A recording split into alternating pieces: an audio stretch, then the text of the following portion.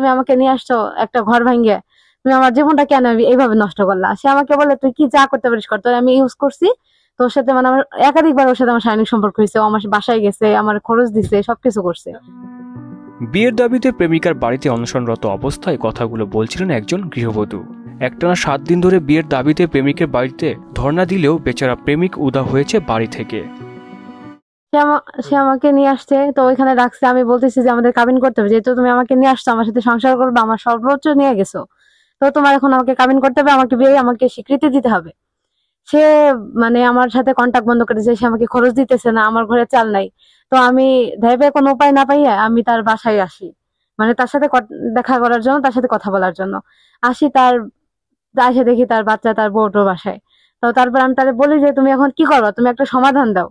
করছে। তো আমি যখন তার বাসায় আসি, সে ওইখান থেকে চলে যায়। মানে সে বলে যে সে আমাকে বিয়ে করছে, কিন্তু আসলে সব মিথ্যা। সে আমাকে বিয়ে করে না, সে আমাকে বিয়ে করবে প্রতিশ্রুতি দিয়ে দিয়ে রাখছে। আর রাইখা আজ এখন সে মানে কোনো কিছুই করতেছে না, সে এইদিকে ওইদিকে পালাই বেড়াইতেছে। আর আমি মনে করেন যে তার বাসায় বাড়িতে ছিলাম, মানে আমি এখন দুয়ারে দুয়ারে ঘুরতেছি। কিন্তু প্রেমিকা খুশি আক্তারও নাছোড়বান্দা, বিয়ে না করে ফিরবে না ঘরে। কারণ তিনি মুন্সির প্রেমে পড়ে আগের স্বামীকে ফেলে তার সাথে থাকতেন ভাড়া বাসায়। সেখানে স্বামী স্ত্রীর পরিচয় কাটিয়েছেন রাত।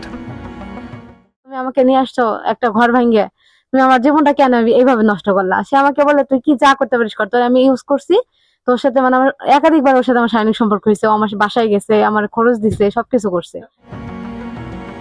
ফরিদপুরের নগরকান্দায় এভাবেই বিয়ের দাবিতে 3 সন্তানের জনকের বাড়িতে অনশন করছে প্রেমিকা খুশি আক্তার। তখনই কথা বলছিলেন মোহনা টিভির সাথে। নগরকান্দা উপজেলার চর যশোরদী ইউনিয়নের দহিসারা গ্রামের ইসরাইল মুন্সির সঙ্গে চর যশোরদী ইউনিয়নের আলগাদিয়া গ্রামের বিল্লাল মুন্সির মেয়ে খুশি আক্তারের পরিচয় থেকেই গড়ে ওঠে প্রেম। সেই প্রেমের মোহেই 3 মাস আগে বিয়ে হওয়া স্বামীর বাড়ি ছেড়েছেন। না না না, আমার বিয়ে নতুন হয়েছে আর কি। মানে আমি তার সেই স্বামীর সাথে 1.5 মাস সংসার করছি, নতুন বিয়ে হয়েছে। বাবা মা দেখে শুনে সবকিছু দিয়ে টিয়ে তারা দিয়ে টিয়ে নিছে।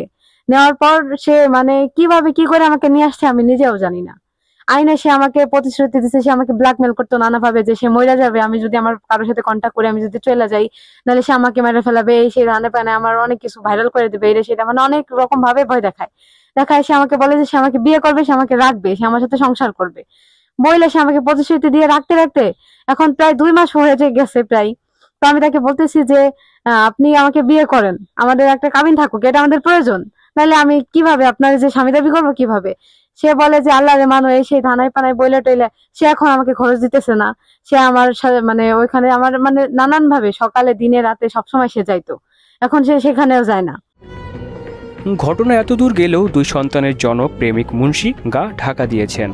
কিন্তু পরিবারের পছন্দে বিয়ে করা স্বামীকে ফেলে প্রেমে জড়িয়ে ছেড়েছেন সেই ঘর, দিয়েছেন নিজের কাছে থাকা টাকা সহ সব গহনা। তাই তো খুশির বক্তব্যে সে তাকে বিয়ে না করলে মরা ছাড়া আর কোনো উপায় থাকবে না। শ্বশুর বাড়ি থেকে আমার বাবার বাড়িতে বেড়াইতে আসতেছি, তো তার সাথে আমার আগে সম্পর্ক ছিল। তো আমার বিয়ে হয়েছে, আমি চলে গেছি, তার 3টা বাচ্চা আছে আমি জানি। বিয়ে হয়েছে, আমি চলে গেছি। তা আমার সাথে জিনিসপত্র ছিল। আমার বাবা আমার স্বামীর কাছে আপনার 1,30,000 টাকা চাইছে জমি রাখবে বলে। তো সেগুলা নিয়ে আমি আসতেছি। আসার পথে সে আমাকে কিভাবে কি করে নিয়ে আসছে আমি নিজেও জানি না। আনার পর মানে আমার কোনো সেন্স নাই, মানে আমার ও মস্তিষ্ক ছাড়া আমার অন্য মানে কি হয়েছে আমার সাথে আমি নিজেও বলতে পারবো না।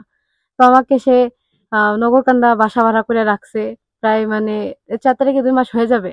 তো আস্তে আস্তে সে আমাকে নিয়ে আসছে, সে আমাকে বলছে সে আমাকে বিয়ে করবে, সে আমার সাথে সংসার করবে, সে আমার জিনিসপত্র গুলা সবকিছু নিয়ে গেছে। নিয়ে বলছে আমি যে ব্যবসা করি, তো আমি তোমার ঈদের পর সব দিয়ে দিব, তুমি আমার দিয়ে দাও। তা আমি সবকিছু দিয়ে দিছি, সে আমাকে রাখছে, সে আমাকে মানে নানান ভাবে ব্ল্যাকমেল করে আছে, আমি আমার ফ্যামিলির সাথে কন্ট্যাক্ট করবো সেটা সে করতে দেয় নাই। সর্বশেষ আমি এটাই চাই যে আমি তারে বিয়ে করব। সে আমাকে আনছে, সে আমাকে স্বপ্নে দেখাইছে, সে আমাকে একটা ঘর ভাঙিয়ে আনছে, আমাকে 2 মাস রাখছে, আমার ভরণ পোষণও দিছে, সে আমার কাছে যে থাকছে, সে আমার একটা সংসার না। আমি চাইতেছি যে এইটাই থাক, আমি তাকে বিয়ে করতে চাই, সে আমাকে স্বীকৃতি দেখ স্ত্রীর, এইটুকু আমি চাই। আমার দাবি একটাই যে সে আমাকে মাইনে নেক, সে আমাকে গ্রহণ করে নেক, যেভাবে মানে সম্ভব বিয়ে টিয়ে কইরা যেভাবে করে, হ্যাঁ শরিয়ত বিধানে সে আমাকে গ্রহণ করে নেক, আমি এইটুকুই চাই। আহসানুল হৃদয়, মোহনা ডিজিটাল।